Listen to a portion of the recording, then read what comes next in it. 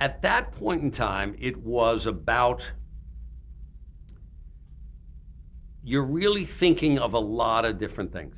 You're thinking of advertising, you're thinking of demographics, you're thinking of affiliates. There are a lot of things that go into your head. You know, as experienced a programmer as I was, getting over here, that was only part of the job, you know. In addition, different people had different ways of selling. I was surprised more people weren't as thorough as we were at Warner Brothers. You know, in other words, the guy would come in and pitch a show and say, okay, where do you put it on my schedule? They wouldn't have the answer, which surprised me. You know, wouldn't you think about that before you go into a meeting with the head of a network? I'm giving you a show that will go Wednesday at 9:30 after such, and this is why, which is always how I started off every meeting. So that people weren't prepared.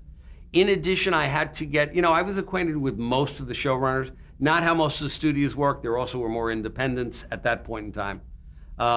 So it was, in addition, what I missed terribly was my team. Bob Daly, one of the things, I wasn't allowed to take anybody, you know, except one guy for 18 months. So I was, you know, I was surrounded by people.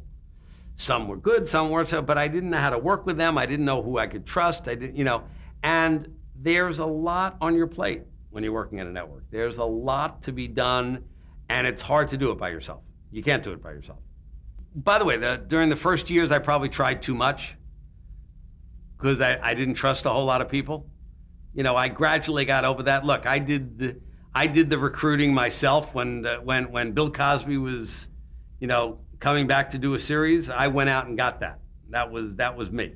That was me. You know, and by the way, it did okay. It wasn't a big hit, but it was a hit. Bill Cosby had left the air like 3 years earlier as the #1 show on television. He had left on top.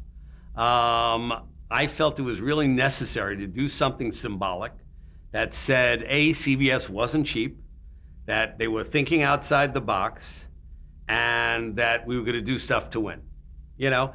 And you know what? There were a lot of people that didn't want it to come to CBS that, you know, and fortunately Bill did.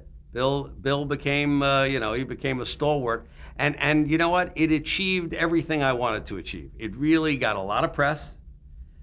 It put us back on the map that we're trying stuff, and you know, and once again, the show was a decent show. Obviously, it wasn't what the original Cosby Show was, but it really did help us, and it stabilized us. And ironically, it ended up being the launch pad for Everybody Loves Raymond, which ended up becoming, you know, a home run.